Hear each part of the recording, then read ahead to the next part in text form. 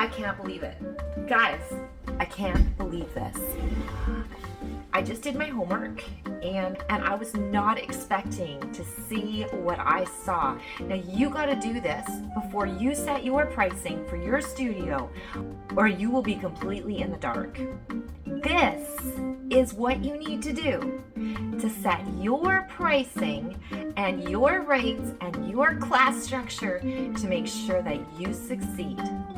Let's do this. So you want to teach music lessons to preschoolers in a group format. That is awesome. But how do you do it? How do you decide how much to charge? Well, this is such an important question, and believe me, every teacher, from beginning teachers to advanced teachers, they all have that same question. How do I set up my fees to be exactly what they need to be? And this is how you do it. There are 4 crucial things that you need to consider when you are setting your pricing: your qualifications, your experience, your studio costs, and how many people you can fit in the room. If you price your classes without doing your homework first, you're setting yourself up for failure.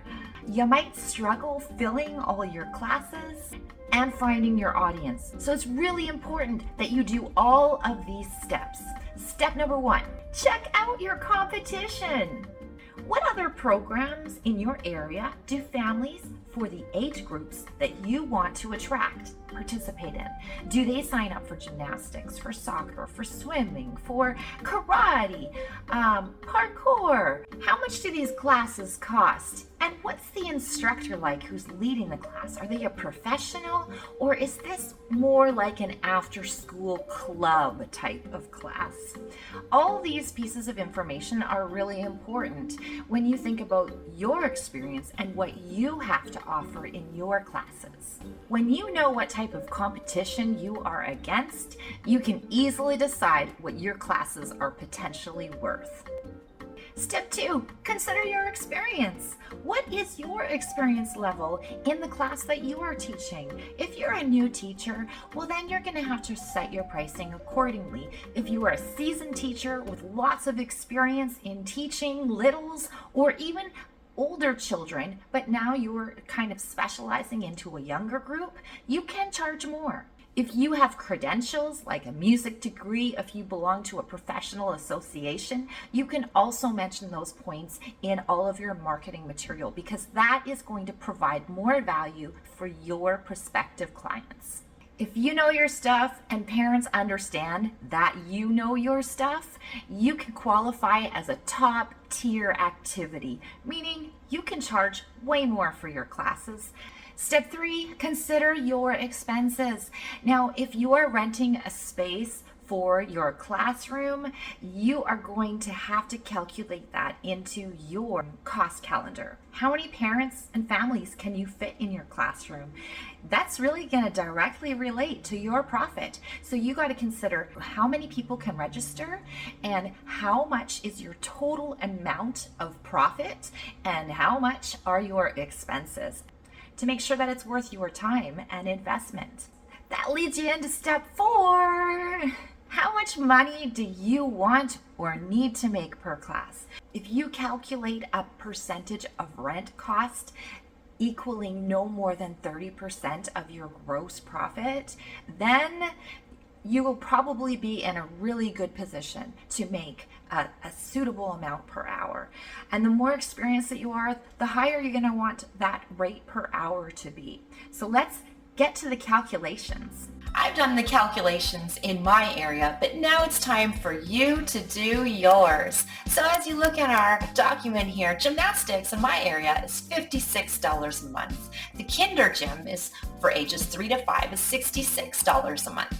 Dance, $55, karate, $70, parkour, $109, and I have another competing music and movement type program in my area, and it averages out to $58 a month. So those are all of my monthly comparatives. I want to somehow find a sweet spot in there that my studio is going to fit perfectly. Okay, now let's look at these numbers. What's the experience rate in all these? Okay, well, dance, it's hard to say. Usually dance teachers are very experienced, but sometimes they pack about 20 to 30 kids in one classroom. Okay, karate, I know they have a big venue as well too. Parkour, well, that's going to be a little bit smaller of a venue, and the experience of the teachers, well, that's really going to vary. But they're offering a monopoly here. We only have one place where you can take parkour from. So where do you fit with your experience and your credentials? Where do you fit in those skills? Well, I know exactly where I fit, and let me show you how all the numbers work out. Here is the sample class calculator. I'm going to teach group classes with a session length of 2 months. Now what I'm going to do is add the classes in my session and multiply the cost of the lesson.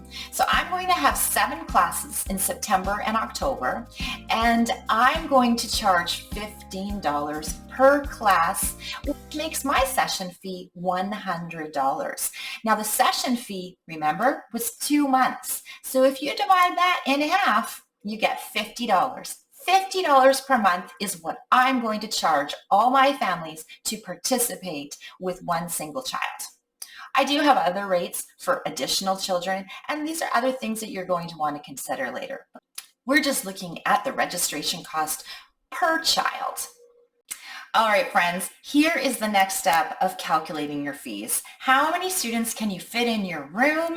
Well, my room fits 15 families, but I'm pretty sure I'm not going to book 15 families in the room. So I try to get a book out of 10 families for each class. That is my goal. If I go over, that's a blessing. If I go under, then I know I got to keep marketing these classes and telling them to bring their friends, okay? So if I get 10 families and they're all paying a minimum of $15 per class, that works out to $150 per class for my gross revenue. But wait a minute, I got to take that rent out of there. So $150 minus my rent. Now, I recommend don't sign up for a rental agreement that is more than 30% of your basis of fees, okay? So no more than $50 is what I want to pay per rent, okay? $150, if I have a full class, I can afford to pay $50 in rent, okay? Now that gives me a potential of $100 per class.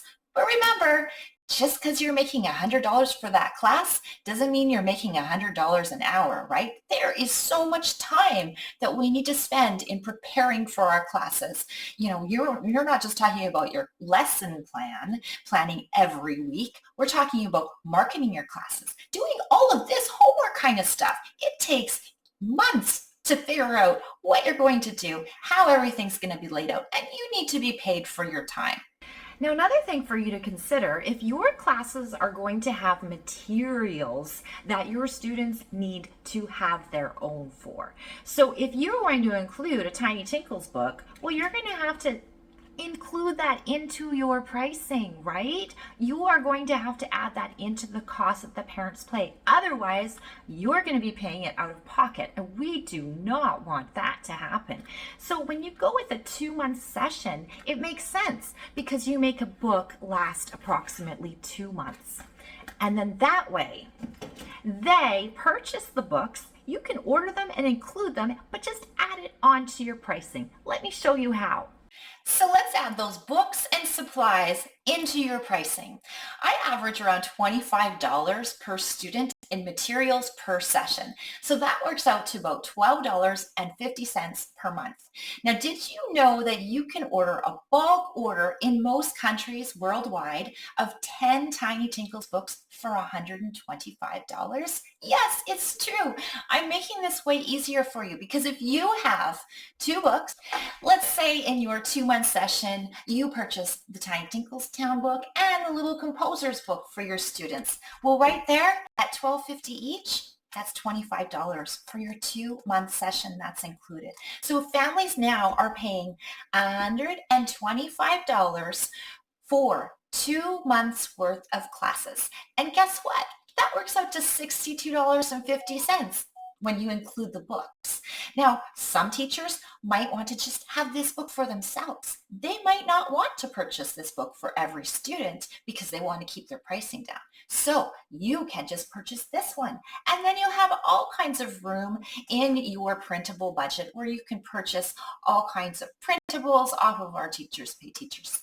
There are ways to make things more affordable and more top tier. So depending on the type of classes that you want to offer, I'm going to make it successful for you guys.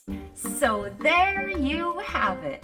All of this research is going to make you the most successful teacher in your area because you're going to know all your numbers and you're going to know exactly how to formulate and calculate a successful class session. Now in the next episode, which I will post up here, is how to create your studio calendar.